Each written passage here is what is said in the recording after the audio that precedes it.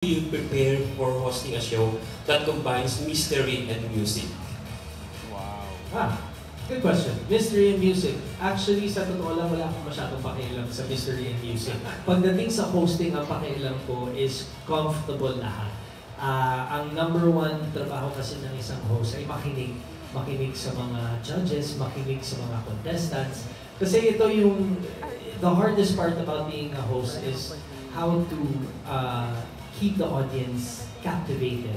And sa amin, thank God, masarap katrabaho yung mga kasama ko. Kaya nga katulad ng sinabi ko kanina, it's like the preparation comes the day of taping na mismo. Kasi lahat ng pwedeng ilabas ay lumalabas mismo sa araw na yun. Everything's organic sa amin. Walang scripts masyado pagdating sa amin. Of course, there's yung script namin ay yung technical aspect at kung sino-sino yung kailangan i-introduce.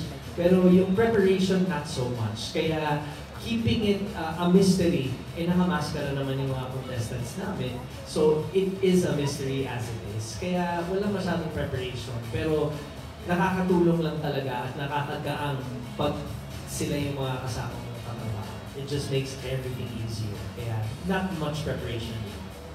Yung next question is what's the most challenging part of hosting Masked Singer Pilipinas?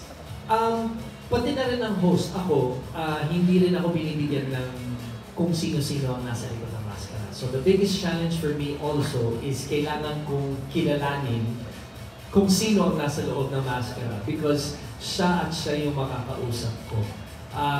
Kaya that I guess is my biggest challenge lang for me. And also, kung paano kung ititigil magsalita si Arthur Neri kasi ang daldal niya po dito sa Masked Singer Season 3. Kaya yun yung challenging point po dito. Can I just say? Sabi. Gusto ko lang po sabihin sa inyo na I don't think if aware si Kuya Billy, pero siya po yung life of the party namin pag kunyari may cuts, gano'n. Siya yung nagpapagising sa amin. So, yun po. Can I add on to that also? Sorry.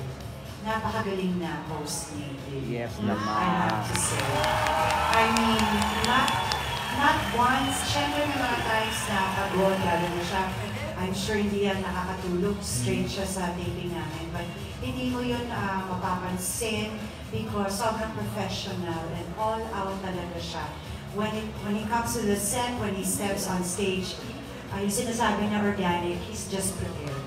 You know, he's very excited. Hindi mo talaga mararamdaman na anything.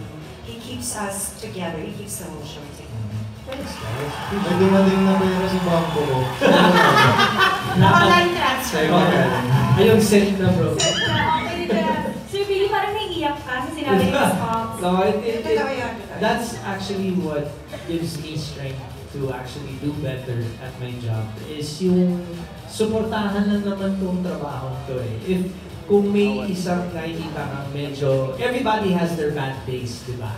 Pag-ising mo ng umaga, hindi naman maganda ang araw mo kaagad-agad eh, no? Pero just by staying positive, it keeps everybody positive around you. And it just, nakakahawa lang siya. So kung si Daddy Jano magpapatawa, di ba, sasakyan ko na rin. So everybody has the same energy and just feeds off of each other. Yun, it just, gumagaan lang yung trabaho. And hello, I've been doing this for more than 30 years. So I think, nagpapasalamat lang ako na gumagaan at gumagaan yung trabaho ko kasama ng mga talented and amazing performers na katabi ko. Ayan, sir, okay, he's done with his questions. And wait, to follow up what you said, I think it is very nice of you, of course, as a host. It's very responsible of you. Because you know, as the host, everybody will feed off of your energy. At saka ikaw yung magsaset ng standard at example for that day, di ba? So kumbaga, kung bad trip ka, that's gonna rub off on everybody. So kudos to you, Sir Billy. Very, very nice. Daming natuwa, Okay, wait na, before you proceed, I just want to know, I'm also very curious, we had the president, of course, Ms. Nadine Luce earlier with us on the Zoom call. How is it working with Nadine Luce? Starting with you, Sir Arthur. LT lang po. Kami. Active. Kasi vegan kasi. Vegan kasi siya.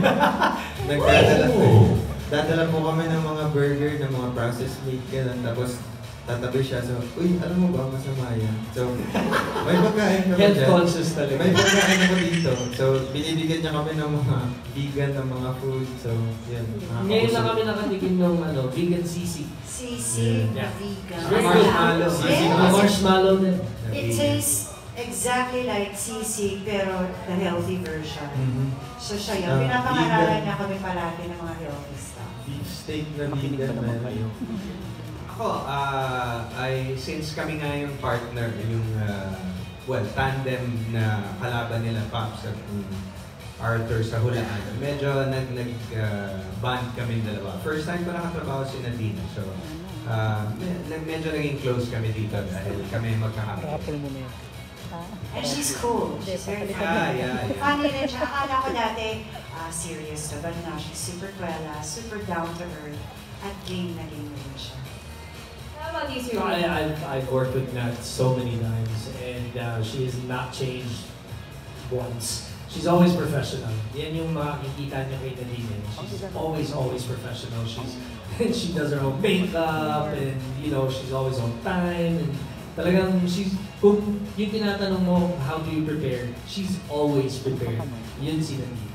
Okay, nice. Everyone, of course, has nice things to say about Nats now. How about the best memory naman with Nadine? Best memory Best memory? with Nats. Best memory with Nats. Nats, kung kilala niyo si Nats kasi, tahimik na tao si Nats. She's not so yung out there na outspoken. She's very tahimik. She's very smart, di ba? Paminsan-minsan, sobrang mahihiyain yun. Pag may sasabihin siya, yung walang nakaka-rinig. So, kailangan mong, ano yun, Nats? Tapos ayaw niya nang ulitin. Hindi niya na ulitin yun. Kasi nahihiya siya. Ganun siya eh. So, that's how I know Nadine and when she works, ganun talaga siya. Pero, there's certain memories din na kay din kasi, kay din kasi si Nats eh. Palaban din yun, especially sa hulaan, competitive din yung tao. So, nung sinabi mo tahimik, mas tahimik pa kay Arthur? Hindi naman. Hindi naman. Ay, di. Si Arthur next to silence na eh. Sobra naman kayo, hindi naman. Nag-ano naman siya. Oo, may ano naman kami. Character Oo, development. kumbaga naging maingay na rin siya. Nung umingay na non-stop naman, sabi namin, sana mahihayin ka ulit. Mahiya ka naman. So, kung naging mahihain din Sir Arthur ang kausap mo, hindi magkakapalisan kayo ng laway. Hindi naman po. Nag-initiate din naman ako ng mga silence. Ganun. So, para na siya. Yes! Nakakatawa. Actually, magugulat kayo. Kailangan nyo talaga panoorin. There is one of the revelations. Ito na lang po, kung gusto niyo pong kumita ng site sa habang nanonood kayo ng Masked Singer, bilangin niyo na lang po kung gaano ka-respeto si Arthur, kung ilang beses siya magbabaw sa programa ko. Kung ilang beses po siya gagano. Yan o, bilangin niyo po. Sa buong season 3. Baka may lahi kang Koreano. Di mo. Korean Marespeto. soft. Marespeto. Well, that's nice. It's always a good thing, no? To be respectful. Okay, let's proceed.